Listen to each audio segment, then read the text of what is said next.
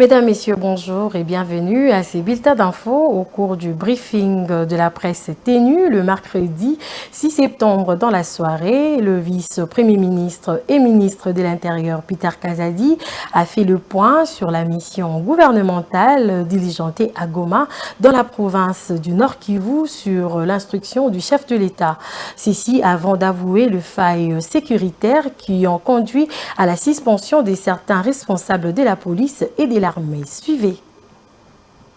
Lors du briefing hebdomadaire avec la presse, le mercredi 6 septembre, le ministre de la Communication et de Médias, Patrick Muyaya, en compagnie de son collègue en charge de l'Intérieur, sont revenus sur le rapport de la mission interministérielle effectuée dans la ville de Goma après la manifestation anti-MONUSCO du 30 août dernier. Peter Kazadi, vice-premier ministre de l'Intérieur, admet effectivement qu'il y a eu de failles sécuritaires qui ont conduit à la dégénérescence de cette situation, raison pour laquelle certains officiers sont suspendus et qu'une audience est en cours d'instruction.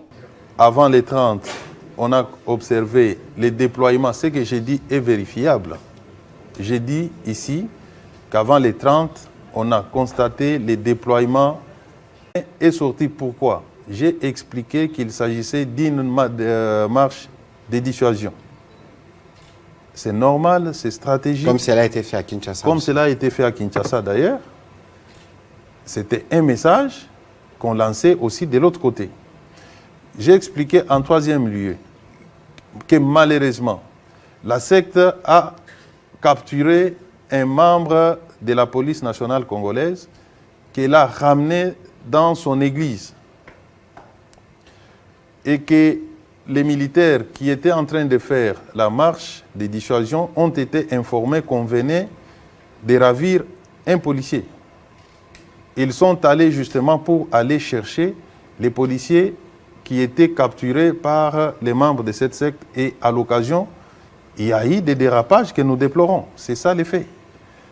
L'ordre venu de Kinshasa, c'est la justice qui l'établira si l'ordre est effectivement venu de Kinshasa. On le saura. Le procès est public. Il a commencé hier. Je pense que ça se poursuit aujourd'hui. À l'issue du procès, toute la lumière sera faite, d'autant plus que de part et d'autre, il y a des avocats pour aider à l'éclatement de la vérité. Pour le patron de l'Intérieur, il s'agit d'une bavure militaire et les responsabilités des uns et des autres doivent être établies. Toujours dans ces mêmes chapitres, le chef d'état-major général adjoint de FARDC, chargé des opérations de renseignement et dépêché à Goma, le général Ishali Ngoza, qui remplace momentanément à la tête des opérations le général Constant Ndima, rappelé à Kinshasa à réunir le mercredi 6 septembre 2023 le commandant de toutes les unités présentes à Goma. Les détails dans cet élément.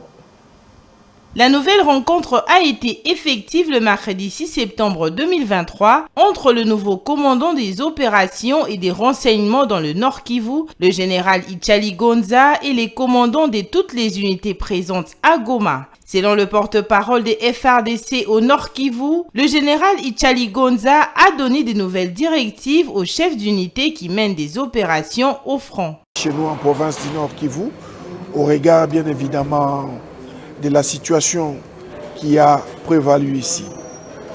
Et à ce titre, il a tenu à réunir le commandant de toutes les grandes unités qui mènent des opérations dans notre zone de responsabilité. Et il a donné de nouvelles orientations par rapport bien évidemment à l'attitude que doivent avoir les éléments des forces armées de la République démocratique du Congo, bien que nous continuions à observer la trêve telle qu'est voulue par les chefs d'État de la sous-région. Rappelons que le général Constant Ndima a été rappelé à Kinshasa pour consultation suite aux événements qui se sont passés à Goma le 30 août dernier. Il s'agit de la fusillade meurtrière qui a fait plus de 47 morts lors d'une marche organisée. La mission de l'ONU en RDC salue l'implication du gouvernement congolais pour faire la lumière sur la fusillade qui a coûté la vie à plus de 50 personnes à Goma le 30 août dernier. La MONUSCO l'a fait savoir lors d'une conférence de presse tenue le mercredi à son quartier général à Kinshasa.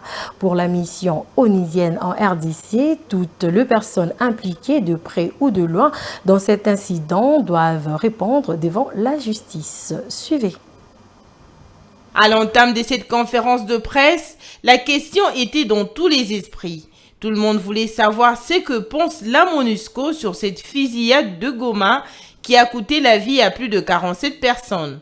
Dans ses propos, Ndai Kadilo, la porte-parole de la MONUSCO, n'a pas ignoré cette question. Pour la mission onusienne, toutes les personnes impliquées de près ou de loin dans ce drame doivent répondre devant la justice. Ce qui est déjà en train de se faire avec le procès en flagrance qui a débuté à Goma au Nord Kivu. Une action que salue la mission onusienne. Il est aussi important que ceux qui sont responsables de ces violations du droit à la vie répondent de leurs actes, quel que soit leur nom. La MONUSCO invite les autorités congolaises à prendre les mesures requises pour éviter qu'un tel drame ne se reproduise.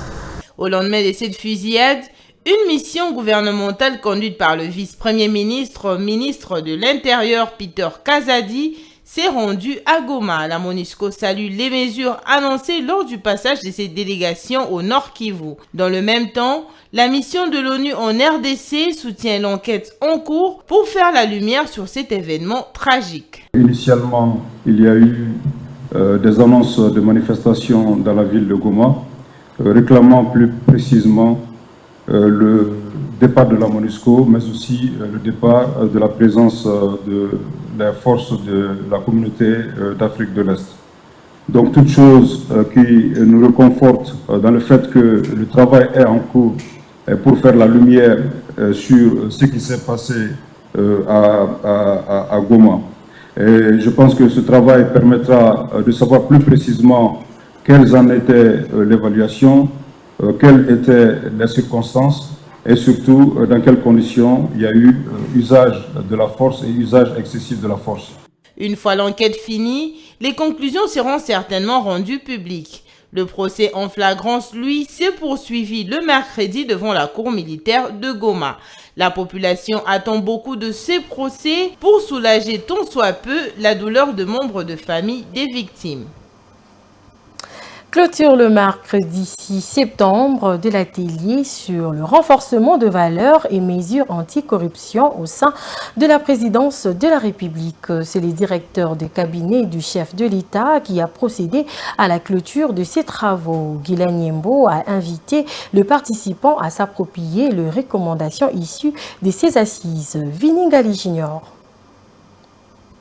Du directeur de cabinet du chef de l'État. 2 jours durant, les conseillers principaux, le secrétaire et les coordonnateurs de services spécialisés rattachés à la présidence ont reçu les notions sur l'intégrité et incorruptibilité dans l'exercice de leurs tâches. Guylain Nyembo, directeur de cabinet du chef de l'État, rassure de la prise en compte de toutes les recommandations issues de ces assises. Il promet de faire le suivi pour la mise en application des notions reçues en vue de permettre au chef de l'État de réaliser sa vision. La bonne gouvernance, comme vous le savez, fait partie de stratégie dans le cadre de la réalisation de la vision du chef de l'État. Il est essentiel qu'à ce niveau ici, nous puissions avoir tous les éléments nécessaires pour nous y accompagner. Nous allons bien évidemment prendre soin de toutes les recommandations qui ont été faites dans le cadre de cette formation et nous allons faire le suivi par la suite. Vous savez que dans le cadre de la restructuration de ce cabinet, pour le rendre encore plus efficace, nous allons continuer avec de telles actions pour permettre, et comme je l'ai dit, à cette machine du président de la République de bien faire son travail. Ces assises avaient pour objectif d'outiller les membres du cabinet du chef de l'État en valeurs morales nécessaires pour continuer à mériter la confiance du chef. Ils sont appelés à poser des actions axées sur les résultats dans la gestion de l'État. La cellule d'innovation et changement des mentalités reste optimiste quant à l'atteinte des objectifs visés à travers ces travaux. Si nous renforçons la capacité du personnel de la présidence de la République, ça permet à ce que le chef puisse pouvoir atteindre sa vision, qui est le peuple d'abord. Donc sa vision qui consiste à pouvoir travailler pour que le peuple congolais voie sa dignité être restaurée, le peuple congolais voie sa justice être restaurée, le peuple congolais voie son social être mis en place. Nous croyons que nos objectifs ont été atteints parce que le facilitateur, le formateur ont apporté la matière et dans les travaux qu'on a eus au niveau des ateliers, on pousse à croire que les gens ont beaucoup assimilé ce qui a été dit et les propositions faites pour justement rendre ce cabinet capable de défendre la bonne image du chef de l'État. En outre, ces travaux de 2 jours ont permis aux uns et aux autres de poser un véritable diagnostic de la corruption au sein du cabinet du chef de l'État. Déterminée à éradiquer ces fléaux, l'Agence de prévention et de lutte contre la corruption, APLC, s'est dit prête à accompagner chaque service pour l'élaboration d'un plan anticorruption. Au niveau de chaque direction, de chaque service, de chaque cellule, il y a des spécificités. Après cette formation, l'APLC pourra accompagner, devra accompagner chaque cellule-service dans l'élaboration de ces plans anticorruption sectoriels. Parce que les manifestations de la corruption d'un service peuvent être différentes d'un service à un autre. Certains membres du cabinet du chef de l'État ont été accusés de corruption et autres antivaleurs avant la recomposition de ces cabinets. Ils ont depuis été remerciés et remplacés par de nouvelles têtes. Ces nouveaux collaborateurs du chef de l'État se disent déterminés à rectifier les tirs. Première poignée de main entre le ministre de Postes et Télécommunications et Nouvelles Technologies de l'Information et de la Communication, Augustin Kibassa, et l'Association congolaise de sous-traitants de Nouvelles Technologies de la Communication a eu lieu le mercredi 6 septembre 2023. Cette dernière est allée soumettre à l'autorité de tutelle de difficultés auxquelles elle fait face. Suivez cet élément.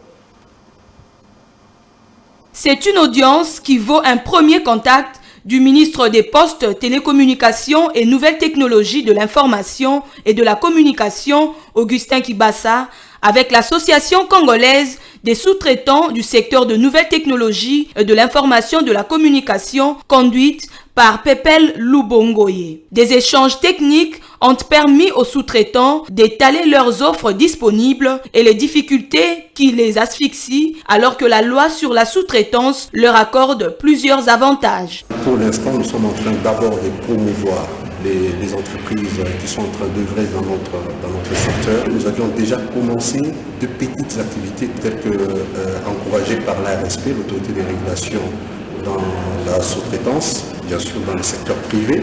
Nous sommes en train de relayer aussi ces actions et nous rassurer qu'un jour ou l'autre, nous allons accéder à des marchés en tant qu'entreprise congolaise à capitaux majoritairement congolais. Il nous a promis qu'il nous fait confiance et il est prêt à nous accompagner à n'importe quel moment. Les portes sont ouvertes et nous sommes même parvenus à discuter autour des points focaux que nous devrions avoir au niveau du ministère, qui est notre ministère de tutelle, et nous sommes vraiment très contents pour cet engagement-là. Cette association peut désormais compter sur le ministre Augustin Kibassa dans tous les efforts qu'elle mène pour reprendre le contrôle des marchés disponibles dans le secteur des télécommunications en République démocratique du Congo. Voilà, c'est la fin de ces bulletins d'infos. Merci de l'avoir suivi. Restez connectés sur Mandiko Télévision.